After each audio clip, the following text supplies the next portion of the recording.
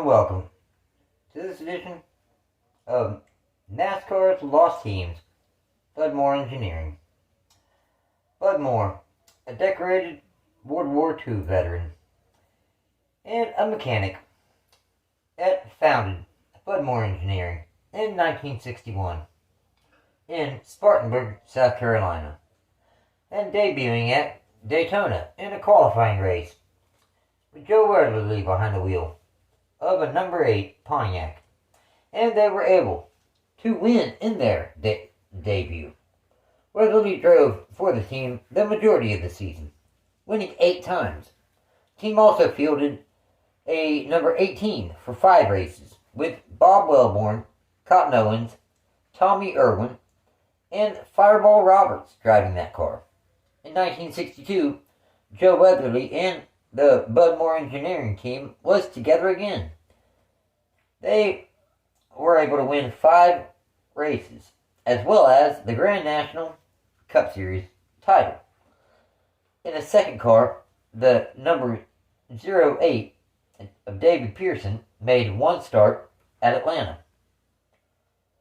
For 1963, Weatherly and Moore repeated as champions, even though they only won 3 races and ran just over half the schedule.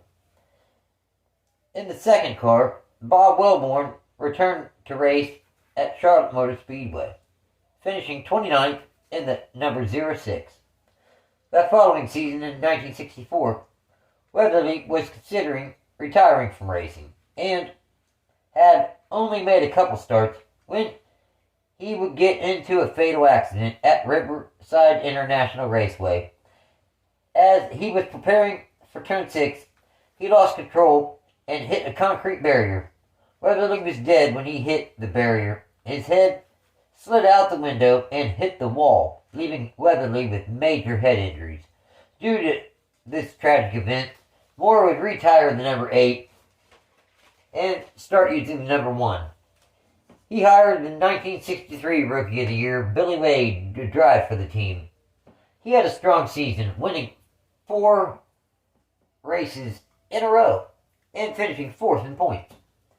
Bobby Johns, Johnny Rutherford, and Darrell Derringer also ran the car some, with Derringer winning at Augusta. Sadly, Billy Wade died himself at a tire test at Daytona the next season. So, Moore retired the number 1 and started using the numbers 15 and 16 for Earl Balmer and Derringer. Derringer scored another victory and finished 3rd in final points, while Balmer had scored 3 top 5 finishes. In 1966, Moore decided to cut back to just 1 car and ran a limited schedule with Derringer behind the wheel. He was able to score 2 more victories. At the end of the year, Derringer and Moore parted ways. For 67, Moore had a slew of drivers in his number 16. Bobby Allison, Gordon Johncock, Sam McQuagg, Cale Yarborough, and Leroy Yarborough. Then in 1968, Cale returned for 1 race. Then Tiny Lund drove for 13 races, finishing inside the top 10 7 times. Bud Moore Engineering only ran 1 race in 69, with Dan Sisler finishing 36th at the inaugural Talladega race. Following this race, the team went on a 3-year hiatus. Then in 1972, the Bud Moore Engineering team returned with their number 15 Ford, with Davidpearson behind the wheel at Riverside and Atlanta. His best finish was 4th. Leroy Yarborough made 1 start at Darlington, finishing 26th. Donnie Allison made 6 starts, with a best finish of 8th in the summer at Daytona. Finally, Dick Brooks made the team's final start of the season at Rockingham, finishing 34th. The team went from running about a third of the races of the season in 72, trailing all but 4 in 73. Bobby Isaac made the team's first 19 starts of the season, with his best finish of 2nd twice in the spring at Daytona and Atlanta. Overall, he scored 5 top 5s and 6 top 10s. Darrell Waltrip made 5 starts also in 73 at the end of the season. His best finish was 8th in the fall at Darlington. For 1974, the team had George Follmer behind the wheel for the first 11 races of the season. His best finish was 4th in the spring at Atlanta. Buddybaker made the last 16 starts of the season in that number 15 Ford. Baker's best start was 1st twice in the fall at Pocono and Dover. His best finish was 2nd 4 times, in the summer at Bristol and in the fall at Pocono, Martinsville, and Dover. Overall, they scored 9 top 5s and 10 top 10s. In 1975, Baker returned to the Budmore Engineering number 15 Ford. His best start was 1st 3 times, in the spring at Rockingham, Bristol, and Talladega. His best finish was 1st 4 times, both Talladega races, and in the fall at Ontario and Atlanta. Overall, they scored 3 poles, 4 wins, 12 top 5s, and 13 top 10s in 23 starts, finishing 15th in final point standings. The next season, in 76, again, Baker returned to the Budmore Engineering number 15 Ford. This season, the team would attempt every single race. His best start was 1st twice, in the spring at Bristol and in the fall in Atlanta. His best finish was 1st in the spring at Talladega. Overall, they scored 2 poles, 1 win, 16 top 5s, and 16 top 10s, ending the 1976 season a solid 7th in final points. In 1977, Buddybaker ran his final season for Budmore Engineering. Together, they did not win a pole or a race in that final season together. His best finish was 3rd twice, in the spring at Daytona and in the fall at Darlington. Overall, they scored 9 top 5s and 20 top 10 finishes, on his way to finishing 5th in the final point standings. Moore signed Bobby Allison on to drive the number 15 Ford full-time in 1978. His best start was 1st in the spring in Darlington, and his best finish was 1st 5 times, in the spring winning the Daytona 500 and Atlanta, then in the fall at Dover, Charlotte, and Ontario. Overall, they scored 1 pole, 5 wins, 14 top 5s, and 22 top 10s, on their way to finishing 2nd in the final points. For the 79 Cup Series season, Allison returned to the Budmore Engineering number 15 Ford. His best start was 1st 3 times, in the spring at Rockingham and Richmond, then in the fall at Darlington. His best finish was 1st 5 times, in the spring at Rockingham, North Wilkesboro, and Talladega, then in the summer at Riverside, and in the fall at Richmond. Overall, they scored 3 poles, 5 wins, 18 top 5s, and 22 top 10s, finishing the 79 season 3rd in final points.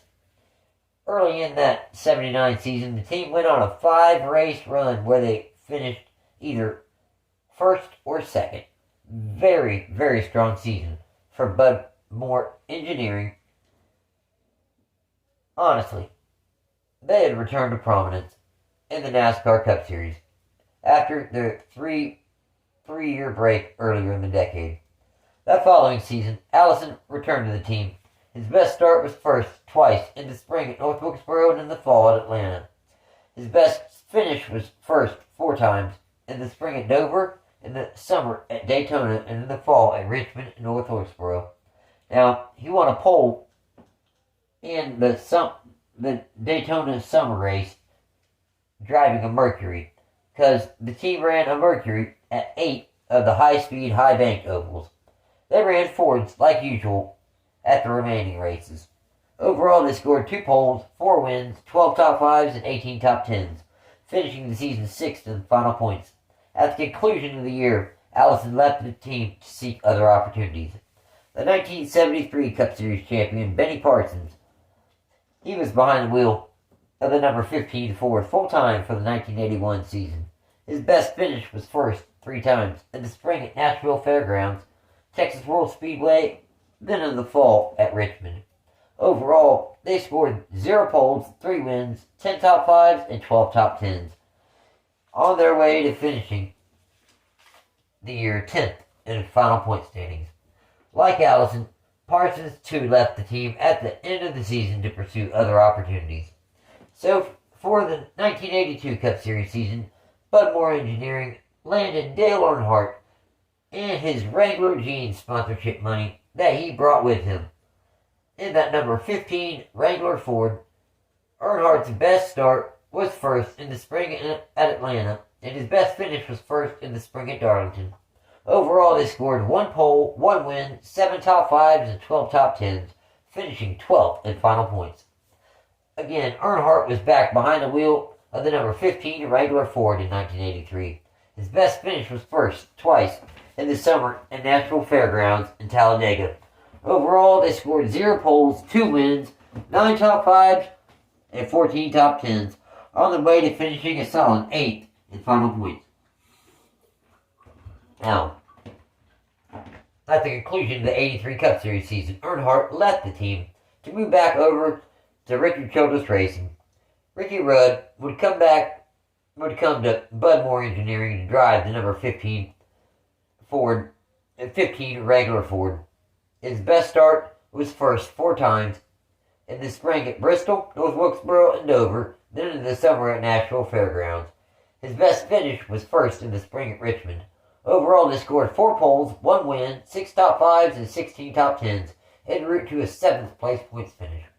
For 1985, Rudd returned to the number 15 Ford, with Motorcraft coming on this season as a primary sponsor. His best finish was first in the fall at Riverside. Overall, they scored 0 poles, 1 win, 13 top 5s, and 19 top 10s, ending the 1985 season 6th in final points. That following season in 86, Rudd returned to the number 15 Motorcraft Ford.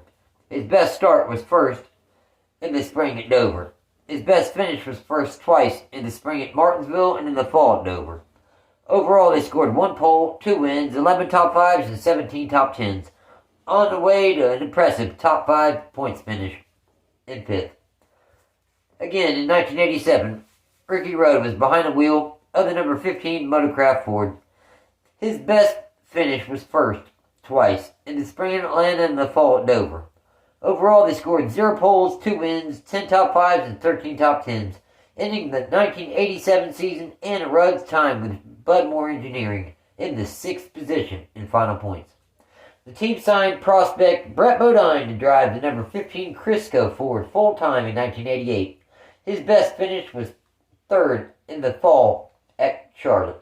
Overall, they scored 2 top 5s and 5 top 10s, finishing the season 20th in final points. Brett Bodine returned to the number 15 Motorcraft Ford in 1989. His best finish was 5th in the spring at Michigan. Overall, they scored 1 top 5 and 6 top 10s, on their way to finishing 19th in final points. The 2 seasons Bodine was behind the wheel were dismal compared to the 15 before that.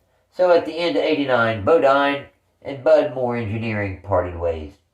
In 1990, the team signed Morganshepherd to drive its number 15 Motorcraft Ford full-time.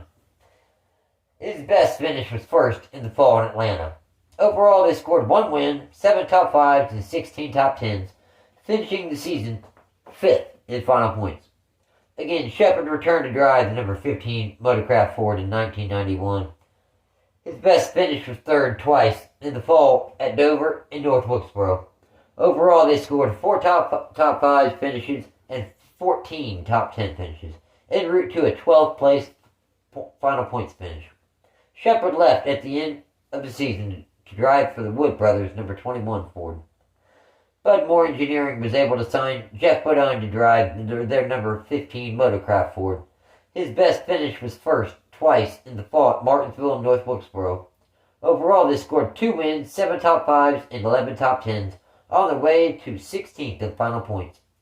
That next season, not only did we lose Davey Allison, but we lost reigning Cup Series champion at the time, Alan Kowicki, to a plane crash, thus leaving his self-owned AK Racing team without an owner, until Geoffbodine bought the team and started driving the number 7 at race 24 at Dover.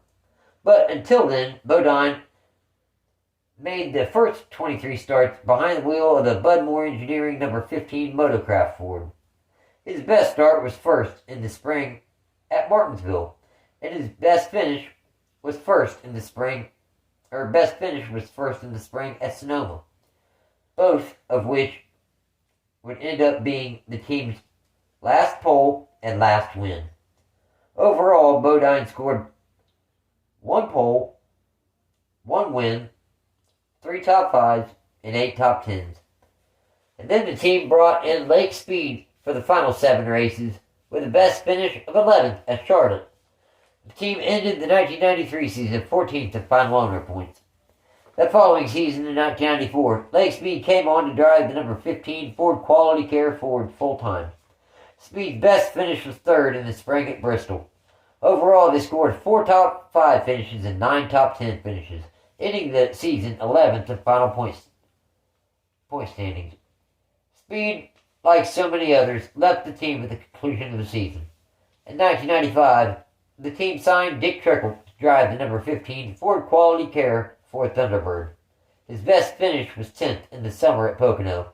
Overall, they scored only that lone top 10, ending the 1995 season 25th in final points. Trickle and Budmore Engineering mutually parted ways at season's end. So for 1996, the team signed Wally Dallenbach Jr. to drive the number 15 Hayes Modems Ford. His best finish was 3rd in the spring at Sonoma. They did D&Q at Martinsville in the spring. Overall, they scored 1 top 5 and 3 top 10 finishes, finishing the 96 season, again 25th in final points. Wally Dallenbach left to drive for Team Sapco at the end of the season. This ended up being the final full-time season the team would ever run. Dallenbach's 10th place finish at Watkins Glen would be the team's final top 10 finish, and his 3rd place finish at Sonoma was the team's final top 10 finish.